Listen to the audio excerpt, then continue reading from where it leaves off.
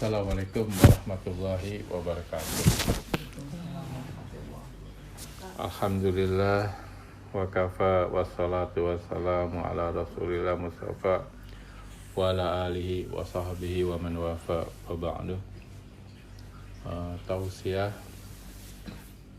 kali ini mungkin ingin membahas tentang silaturahim ya.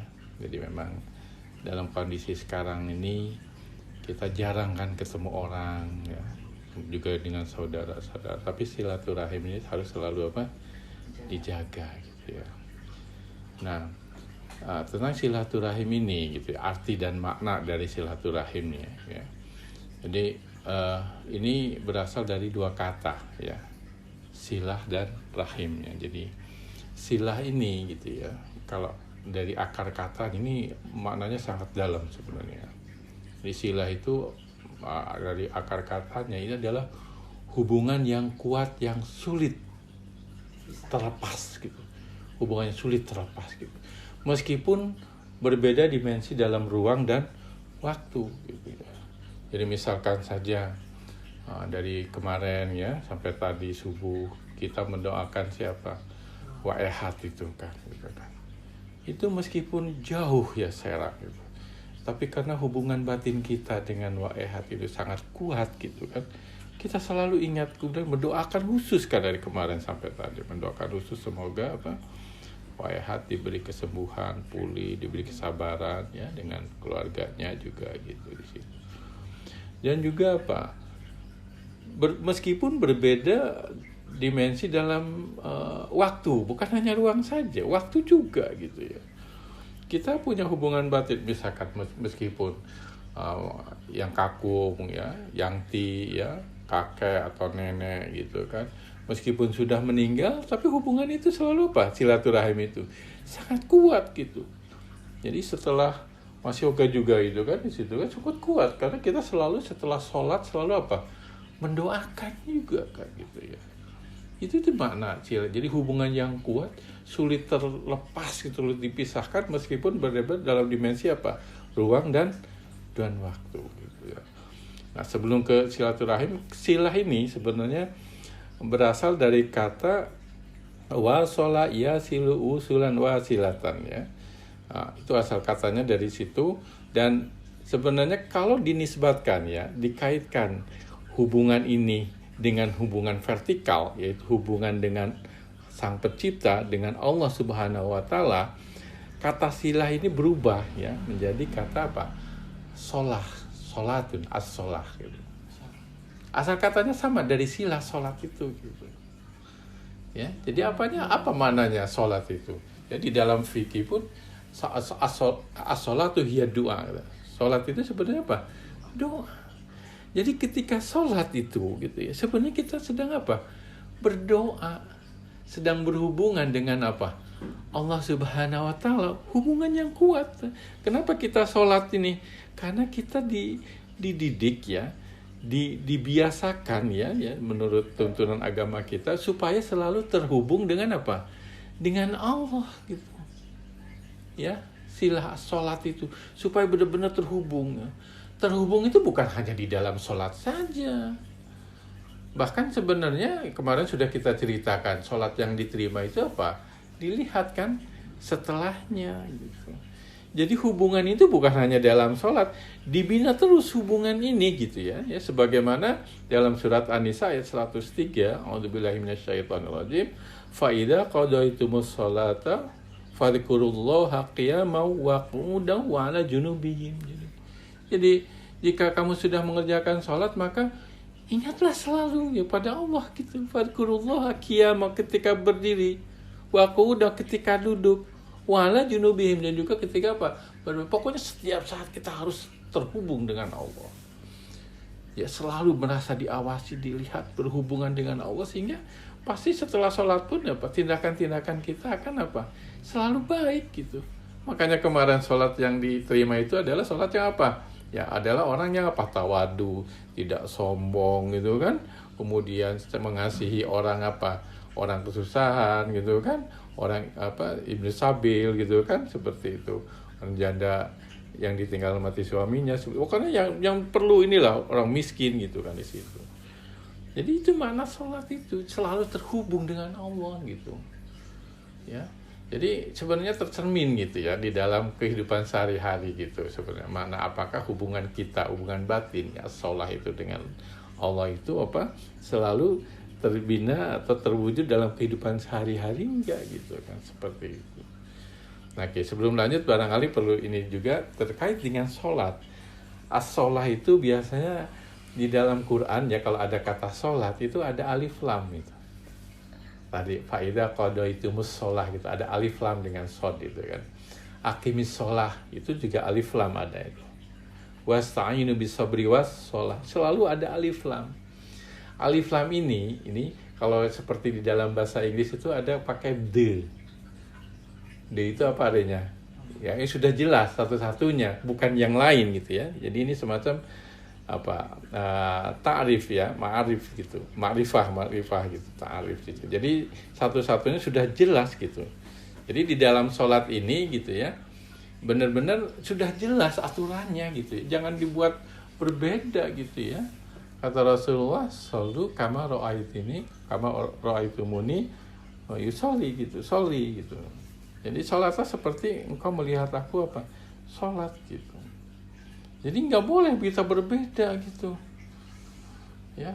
Jadi misalkan sholat berjamaah, ya kata Rasulullah itu harus lurus, ya berdempetan, ya. Papa kan bilang sebelum itu, sawu sufufakum fa inna taswiyata sufufi min tamami sholah, kadang-kadang min iqamati sholah. Jadi saf itu rapi itu memang itu untuk kesempurnaan dan itu bagian dari mendirikan sholat itu. Jadi seperti sekarang gitu kan. Kadang-kadang sholat itu misalkan di masjid ya kita maklumilah masing-masing punya rasional sendiri gitu ya ketika sholat gitu kan. Kadang-kadang sekarang kan berjamaahnya jarak gitu. Nah menurut para ulama termasuk juga Ustadz Adi Hidayat, kalau misalkan saja berjarak itu sama saja munfarid gitu, seperti sholat sendiri. Ya kita maklumilah gitu. Jadi kalau menurut Bapak sih bukan menurut Papa nih ya, Bapak sih belajar baca dari Hidayat juga berarti kan daripada munfarid kita lebih baik sholat di rumah karena memang darurat, bukan karena malas kita sholat di masjid, bukan gitu. Karena selain menghindari gitu ya, menghindari wabah yang benar luar biasa juga, kalau dilihat caranya pun gitu ya, itu bukan yang diajarkan Rasulullah gitu. Jangan begitu berdua pun gitu ya. Jadi menurut saf tadi ya cara merapat saf itu ketika Rasulullah sholat tahajud ya. Kemudian ada Abdul Ibnu Abbas sholat di belakang. Itu ditarik sama Rasulullah supaya sejajar rapat dengan dia, dengan Rasulullah SAW gitu. Itulah kalau berjamaah seperti itu gitu. Bukan berjauhan gitu. Makanya kita mengambil ya, tapi kita tetap harus saling menghormati gitu ya. Kalau memang itu dilakukan silahkan kita masing-masing punya rasionalisasi sendiri ya. Jadi semua ini rasional tergantung bagaimana kita mendapatkan informasi yang kita peroleh, tergantung bagaimana kita cara menganalisis informasi juga ya. Itu bisa beda-beda, tapi pasti semuanya rasional menurut argumen masing-masing. Kita harus saling menghargai lah gitu ya. Nggak boleh merasa kita paling benar, nggak boleh gitu. Kita yakin bahwa itu pasti masing-masing punya. Termasuk juga sholat terkait dengan waktu. Ya, waktu sudah jadi tentang sholatnya sudah jelas sebenarnya, banyak hadis-hadis menjelas. Termasuk waktu, nggak boleh juga. Waktu itu sudah ditetapkan gitu ya, sebagaimana di dalam surat An-Nisa tadi, ya, inna sholata kanat 'alal mu'minina kitaban mawquta. Jadi sebenarnya sholat ini itu adalah kewajiban bagi orang yang beriman dan waktunya sudah ditetapkan gitu. Jadi kalau subuh nih katakanlah masuk waktunya nih ketika fajar terbit itu jam 5 ya jangan sebelumnya. Jadi semua sudah ditetapkan gitu ya waktu tentang sholat itu baik dalam sholatnya, waktunya sudah jelas. Jadi kita tidak boleh merubah. Nah itu yang namanya as-sholah itu ya ada alif lam. Tidak ini. Sebenarnya ada juga terkait dengan ini ya, alif lam di sini ada juga ada namanya istighraq ya. Istighraq ini maknanya lebih luas ya, mencakup semuanya gitu ya. Seperti katakanlah ketika kita mengucapkan apa, alhamdulillah gitu ya, segala puji bagi Allah gitu. Jangan ditambah-tambah nih gitu ya. Jadi kalau misalkan saja katakanlah ada orang kecelakaan gitu ya, wah kemudian dia lumayan udah sembuh gitu kan ya, kemudian ditanya gimana, alhamdulillah gitu ya, meskipun ya kakinya masih gini lah, nggak boleh ditambah-tambah gitu tuh, alhamdulillah gitu ya. Jadi seperti kalau meskipun itu seperti mengurangi pujian kita kepada Allah, itulah yang mana istighraq tadi gitu ya. Jadi luas ya, tanpa kecuali gitu, semuanya gitu milik Allah itu gitu, Allah Ta'ala itu ya. Ya nggak boleh itu ya, misalkan ada orang anaknya juara gitu ya, misalkan juara mengaji, hafal Al-Quran gitu ya, wah hebat kayak Jeng ya gitu ya, juara iya gitu, memang semalam saya juga suka ngajarin lo gini, nggak boleh ditambah-tambah gitu, alhamdulillah gitu ya, itu kan soalnya seperti mengurangi rasa pujian kita gitu. Nah kaitannya ya silah tadi, kalau kaitannya dengan hubungan apa horizontal, tadi kan vertikal gitu ya, itu harus ditambahkan dengan satu kata lagi, yaitu apa, rahim. Kalau dengan Allah, kalau dengan hubungan manusia tuh harus ada tambahan itu, namanya ya, jadi silatun ya, rahim gitu ya. Jadi kalau rahim ini itu sebenarnya puncak hubungan yang sangat mendalam ya, yang sangat sempurna ya, yang benar-benar perhatiannya itu benar-benar sangat dalam ya, dimana dengan perhatian itu orang yang memberi perhatian itu rela berkorban ya, menderita demi yang diperhatikan itu supaya nyaman, enak gitu. Ya seperti inilah rahim seorang ibu gitu ya, ya kayak mama misalkan ketika hamil gitu ya, mengandung ya, Lia, Mbapi, Mas Ilham gitu kan, itu benar-benar berusaha agar yang di dalam rahim itu apa, setenang mungkin itu ya. Kita tidur juga mungkin nggak nyaman, tapi berusaha supaya tenang di sini gitu. Itulah rahim itu, berkorban gitu kan, seperti itu gitu. Makanya kenapa sampai bayi itu sampai nangis ketika dilahirkan ya, banyak para ahli tasawuf memaknainya ya, mungkin bayi itu merasa khawatir tidak seperti ketika di dalam rahim itu. Makanya biasanya apa, bayi kita lain apa, nangis gitu ya. Jadi bahkan di dalam Al-Quran gitu kan, wawasainal insana biwalidayhi hamalatu ummuhu wahnan ala wahnin wa fisaluhu fi amaini.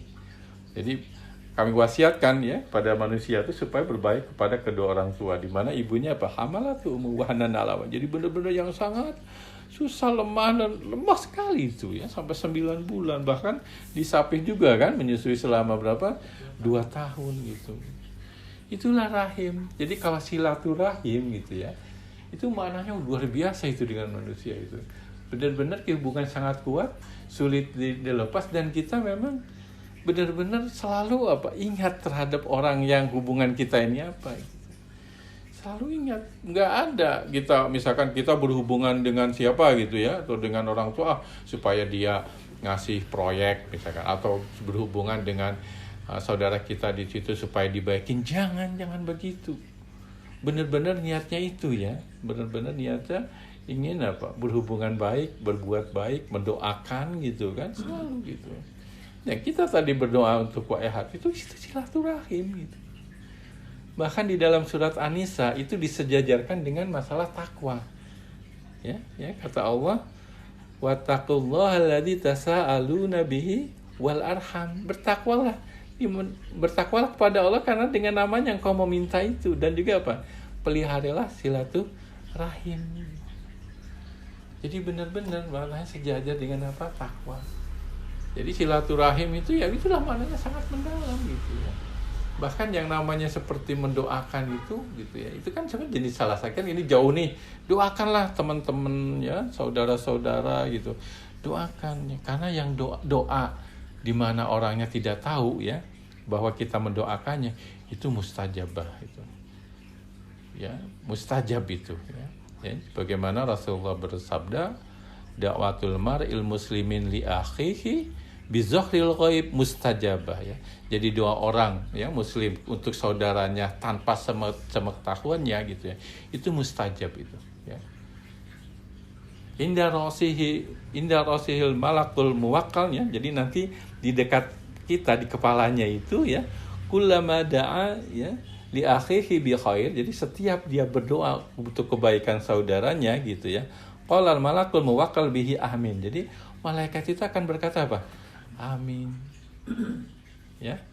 Kemudian walaka bimisli, dan bagi kamu apa yang kamu doakan. Juga bayangkan kita mendoakan kebaikan kepada saudara. Ya Allah, mudah-mudahan Wa'ihad sehat gitu ya. Kata malaikat apa akan menjawabnya? Amin. Dan kamu juga akan mendapatkan seperti itu.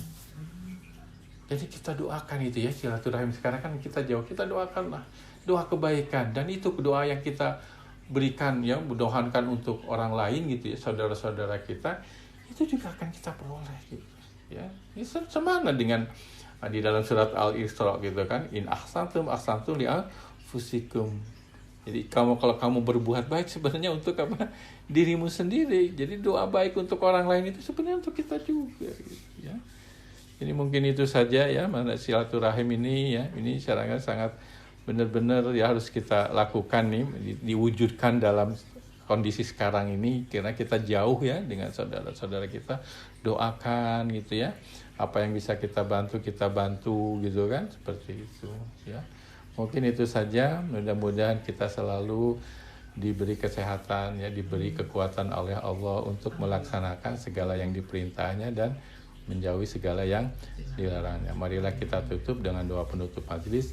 Subhanaka Allahumma bihamdika asyhadu an la ilaha illa anta astaghfiruka wa atubu ilaik. Assalamualaikum warahmatullahi wabarakatuh.